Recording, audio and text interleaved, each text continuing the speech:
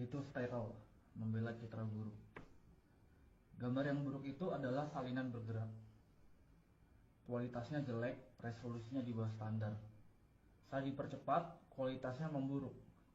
Itu adalah bayangan gambar, pratinjau, gambar bini, ide yang keliru, gambar keliling yang didistribusi secara gratis, diperas melalui koneksi digital yang lambat, dikompresi, direproduksi, dirobek, diremix, serta disalin dan ditempel ke saluran distribusi lain. Citra berkualitas rendah adalah kain lusuh atau sobekan sebuah AVI atau JPEG. Kaum proletar rendahan dalam masyarakat kelas penampilan yang diberi peringkat dan dinilai berdasarkan resolusinya. Citra berkualitas rendah telah diunggah, diunduh, dibagikan, diformat ulang, dan diedit ulang. Ini mengubah kualitas jadi aksesibilitas, nilai pameran jadi nilai kultus, film jadi klip, kontemplasi menjadi gangguan. Citra tersebut dibebaskan dari brankas bioskop dan arsip dan didorong ke dalam ketidakpastian digital dengan mengorbankan substansinya sendiri. Citra berkualitas rendah cenderung ke arah abstraksi. Dia adalah ide visual dalam proses pembentukannya. Citra buruk tersebut merupakan generasi kelima yang ilegal, gambar asli yang terdistorsi.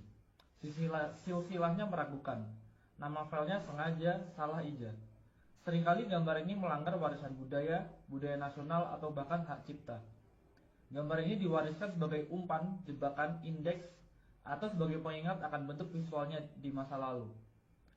Gambar ini mengejek janji-janji teknologi digital. Tidak hanya seringkali terdegradasi hingga hanya menjadi buram yang terburu-buru. Bahkan orang pun ragu apakah gambar ini masih bisa disebut gambar sama sekali. Hanya teknologi digital yang mampu menghasilkan gambar yang begitu buruk seperti ini. Gambar yang buruk adalah hal yang lazim di zaman sekarang. Gambar-gambar yang terbuang dari layar, puing-puing produksi audiovisual, sampah yang terdampar di pantai ekonomi digital. Mereka menjadi saksi atas dislokasi, transfer, dan perbedaan gambar yang penuh kekerasan. Percepatan dan peredarannya dalam siklus ganas kapitalisme audiovisual.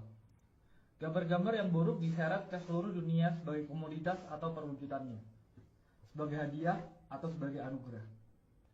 Mereka menyebarkan kesenangan atau ancaman kematian, teori konspirasi atau bajakan, perlawanan atau kebodohan. Gambar-gambar yang buruk menunjukkan hal yang langka, yang jelas, dan yang tak terbayangkan, yaitu jika kita masih mampu menguraikannya. 1. Resolusi rendah. Dalam salah satu film Woody Allen, karakter utamanya tampak buram. Ini bukan masalah teknis, melainkan semacam penyakit yang menimpanya. Citranya selalu kabur. Karena karakter Allen adalah seorang aktor, ini menjadi masalah besar. Ia tidak dapat menemukan pekerjaan. Kurangnya kejelasan citranya berubah menjadi masalah misteri. Kejernihan diidentifikasi sebagai posisi kelas, posisi yang nyaman dan istimewa. Sementara keburaman menunjukkan nilai seseorang sebagai sebuah citra. Namun, hierarki gambar kontemporer tidak hanya didasarkan pada ketajaman, tetapi juga dan terutama pada resolusi. Lihat saja toko elektronik manapun dan sistem ini, yang dijelaskan oleh Harun Faroqi dalam sebuah wawancaranya yang penting tahun 2007 menjadi sangat jelas. Dalam masyarakat gambar, peran sebagai toko unggulan. Di toko unggulan, sinema mengambil produk-produk kelas atas dipasarkan dalam lingkungan yang mewah. Turunan yang lebih terjangkau dari gambar yang sama beredar sebagai DVD, di televisi siaran atau daring, sebagai bentuk yang berkualitas buruk. Jelas, gambar beresolusi tinggi terlihat lebih cemerlang dan mengesankan, lebih mimikri dan magis, lebih menakutkan dan menggoda daripada gambar yang buruk. Bisa dibilang, gambar beresolusi tinggi lebih kaya. Kini, bahkan format konsumen pun semakin beradaptasi dengan selera para pecinta film dan penikmat estetika, yang bersikeras menggunakan film 35 mm sebagai jaminan visualitas yang murni. Penekanan pada film analog sebagai satu-satunya media yang penting secara visual bergema di seluruh wacana tentang sinema, hampir tanpa mempedulikan nuansa ideologisnya. Tidak pernah menjadi masalah bahwa ekonomi produksi film kelas atas ini dan masih berakar kuat dalam sistem budaya nasional, produksi studio kapitalis, kultus kejeniusan yang sebagian besar laki-laki dan versi asli dan karenanya seringkali konservatif dalam struktur dasarnya. Resolusi diagungkan seolah-olah ketiadaannya sama dengan pengibirian sang pengarang. Pemujaan terhadap ukuran film mendominasi bahkan produksi film independen. Citra yang kaya tersebut menciptakan hierarki tersendiri dengan teknologi baru yang menawarkan semakin banyak kemungkinan untuk secara kreatif merusak citra tersebut. 2. Kebangkitan sebagai gambaran yang buruk. Namun, bersikeras pada penggunaan gambar yang kaya juga memiliki konsekuensi yang lebih serius. Seorang pembicara dalam konferensi esai film baru-baru ini menolak untuk menampilkan cuplikan dari karya Humphrey Jennings karena tidak tersedia proyektor film yang memadai. Meskipun pembicara memiliki pemutar DVD dan proyektor video standar, para hadirin dibiarkan membayangkan seperti apa tampilan gambar-gambar tersebut. Dalam kasus ini, ketidakjelasan gambar tersebut disebabkan oleh kurang lebih bersifat sukarela dan berdasarkan premis estetika. Tetapi, hal ini menjadi padanan yang jauh lebih umum berdasarkan konsekuensi kebijakan neoliberal.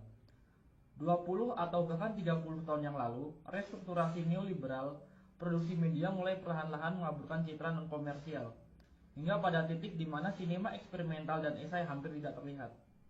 Karena jadi sangat mahal, biaya untuk terus memutar karya-karya ini di bioskop sangat mahal, sehingga dianggap terlalu marginal untuk ditayangkan di televisi.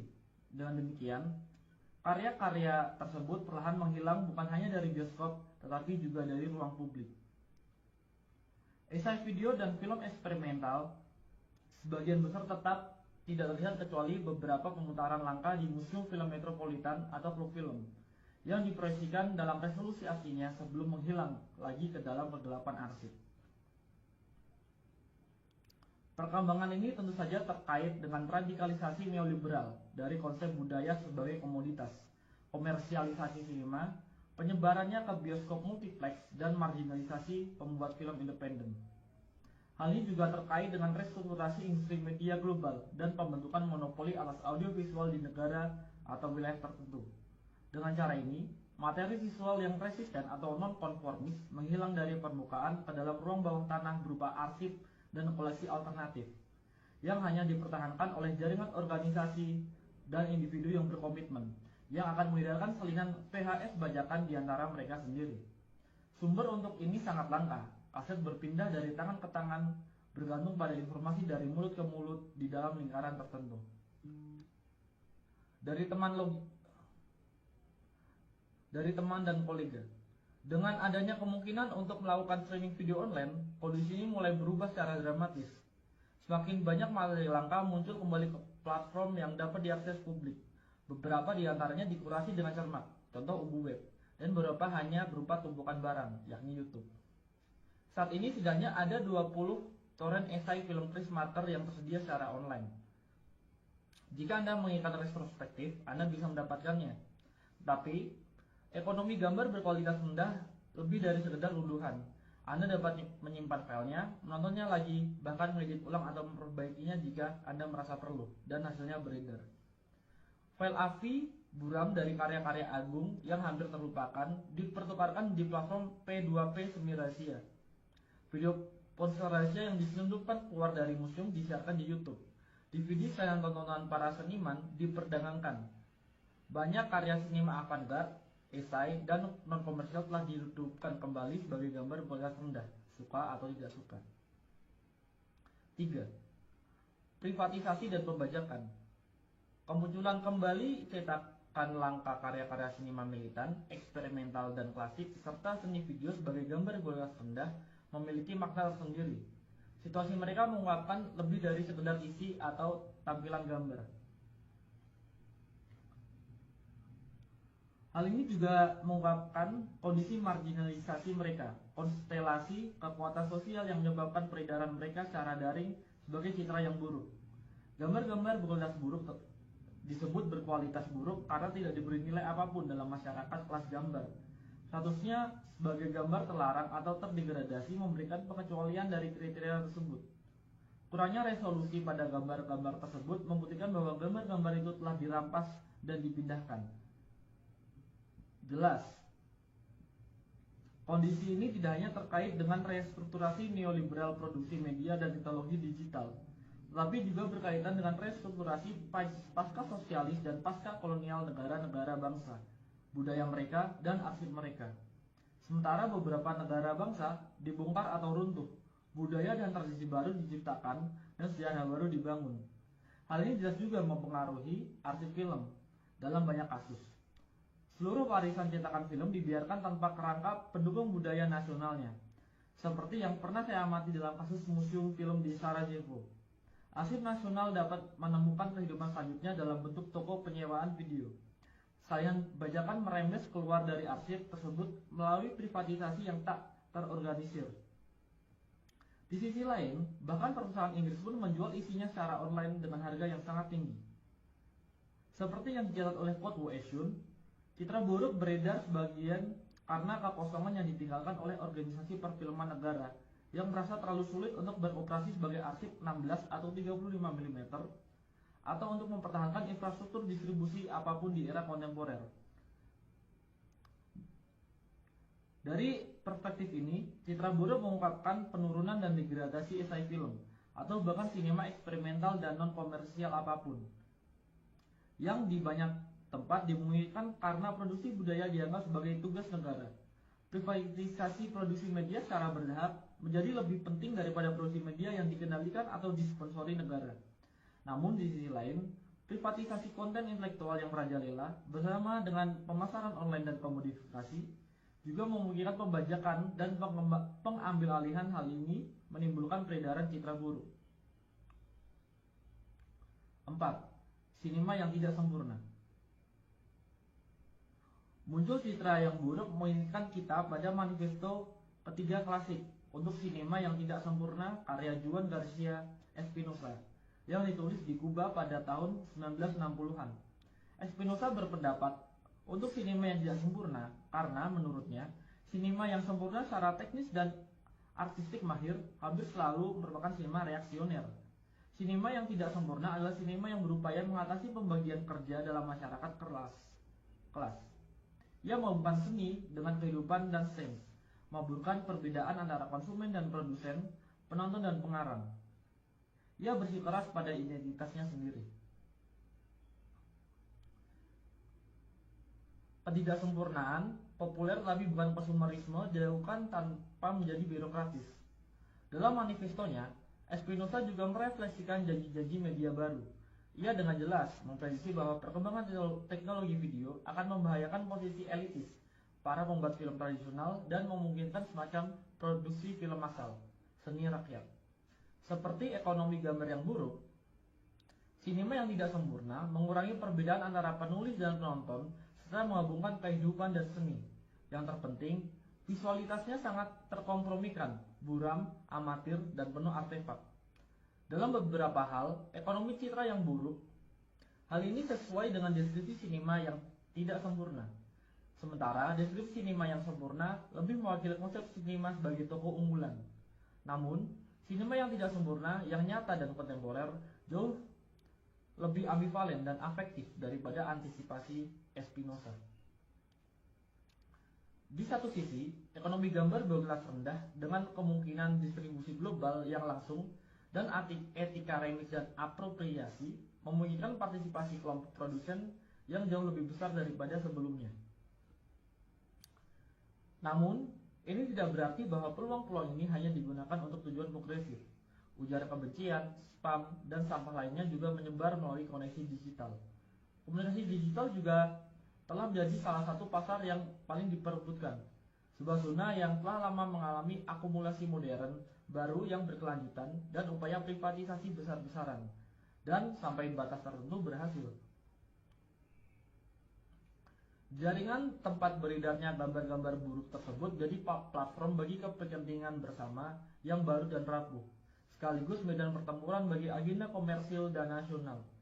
Jaringan tersebut memuat materi eksperimental dan artistik, tetapi juga sejumlah besar pornografi dan paranoia. Meskipun wilayah citra berkualitas rendah memungkinkan akses ke citra yang terpinggirkan, wilayah ini juga dipenuhi oleh teknik komodifikasi paling canggih. meskipun memungkinkan partisipasi aktif pengguna dalam pembuatan dan distribusi konten. Platform ini juga melibatkan mereka dalam produksi. Pengguna menjadi editor, kritikus, penerjemah, dan penulis bersama dari gambar-gambar berkualitas rendah. Dengan demikian, gambar yang buruk adalah gambar yang populer, gambar yang dibuat dan dilihat oleh banyak orang. Mereka mengekspresikan semua kontradiksi dari kerumunan kontemporer, oportunisme, narsisme, keinginan akan otonomi dan kreasi, ketidakmampuan untuk fokus atau mengambil keputusan, kesiapan konstan untuk melanggar dan sekaligus tunduk. Secara keseluruhan, citra-citra buruk tersebut menyajikan gambaran sekilas tentang kondisi afektif kerumunan, neurosis, paranoia, dan ketakutan, serta keinginan akan intensitas kesenangan dan pengalihan perhatian. Kondisi citra-citra tersebut ini bukan hanya tentang transfer dan pemformatan ulang yang tak terhitung jumlahnya, tapi juga tentang banyaknya orang yang cukup peduli untuk mengkonversinya berulang kali, menambahkan subtitle, mengedit ulang, dan mengunggahnya. Dalam konteks ini, mungkin kita perlu mendefinisikan ulang nilai sebuah gambar, atau lebih tepatnya menciptakan perspektif baru untuknya. Terlepas dari resolusi dan nilai tukar, kita dapat membayangkan bentuk nilai lain yang didefinisikan oleh kecepatan, intensitas, dan penyebaran. Gambar yang buruk adalah buruk karena sangat terkompresi dan menyebar dengan cepat. Gambar tersebut kehilangan materi dan memperoleh kecepatan. Tetapi gambar tersebut juga mengekspresikan kondisi dematerialisasi yang tidak hanya dimiliki oleh warisan seni konseptual, tetapi terutama oleh model produksi semiotik kapital, seperti yang dijelaskan oleh Felix Guattari, mendukung penciptaan dan penyebaran paket data yang ringkas dan fleksibel yang sangat diintegrasikan ke dalam kombinasi dan rangkaian yang semakin baru. Penyederhanaan konten visual ini, konsep yang sedang terbentuk dari gambar, menempatkan dalam suatu perubahan informasi umum dalam ekonomi pengetahuan yang berbagai gambar dan keterangannya keluar dari konteks ke dalam pusaran deteritorialisasi kapitalis permanen. Sejarah seni konseptual menggambarkan hal ini, dematerialisasi objek seni, pertama-tama sebagai gerakan perlawanan terhadap nilai fetisisme visibilitas. Namun kemudian, objek seni yang telah didematerialisasi ternyata sangat cocok dengan semiotisasi kapital, dan dengan demikian, dengan arti tertentu, pergeseran konseptual citra buruk. Dalam kapitalisme, citra buruk juga mengalami ketegangan serupa. Di satu sisi, ia beroperasi melawan nilai fetisisme resolusi tinggi. Di sisi lain, justru nilai mengapa ia akhirnya terintegrasi sempurna ke dalam kapitalisme informasi yang berkembang pesat, pada rentang perhatian yang terkompresi, pada kesan daripada impresi, pada essensitas daripada kontemplasi, pada pratinjau daripada pemutaran. 5. Kawan, bagaimana ikatan visual Anda hari ini? Namun, secara bersamaan, terjadi pembalikan paradoks. Peredaran gambar-gambar berkualitas rendah menciptakan sebuah sirkuit yang memenuhi ambisi awal sinema militan dan beberapa esai dan eksperimental untuk menciptakan ekonomi gambar alternatif, sebuah sinema yang tidak sempurna yang ada di dalam maupun di luar dan di bawah arus media komersial. Di era berbagi file, bahkan konten yang terpinggirkan pun beredar kembali dan menghubungkan kembali audiens yang tersebar di seluruh dunia. Citra buruk tersebut dengan demikian membangun anonimitas.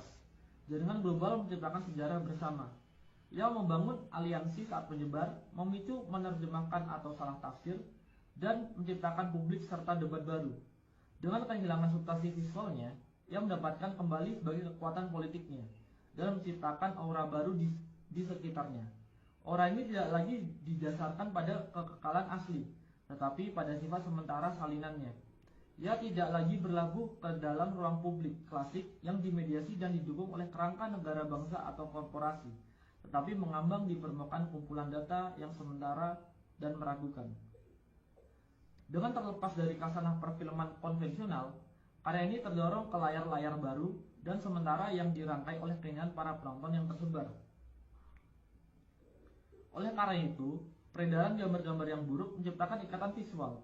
Demikian juga Vertov pernah menyebutnya. Ikatan visual ini menurut Vertov dimaksudkan untuk menghubungkan para pekerja di seluruh dunia satu sama lain. Ia membayangkan semacam bahasa adamik visual komunis yang tidak hanya dapat memberi informasi atau menghibur, tapi juga mengorganisir para penontonnya. Dalam arti tertentu, mimpinya telah menjadi kenyataan, meskipun sebagian besar di bawah kekuasaan kapitalisme informasi global yang audiensnya terhubung hampir secara fisik melalui kegembiraan bersama, keselarasan afektif, dan kecemasan. Namun, ada juga peredaran dan produksi gambar berkualitas rendah yang dihasilkan oleh kamera ponsel, komputer rumahan, dan bentuk distribusi yang tidak konvensional. Koneksi optiknya, penyusunan kolektif sebagai file atau sirkuit distribusi akar rumput, mengungkapkan hubungan yang tidak menentu dan kebetulan antara para produsen dimanapun yang secara bersamaan membentuk audiens yang tersebar.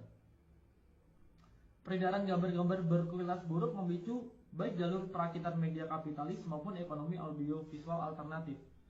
Selain banyak kebingungan dan keheranan, hal ini juga berpotensi menciptakan gerakan pemikiran dan pengaruh yang mengganggu.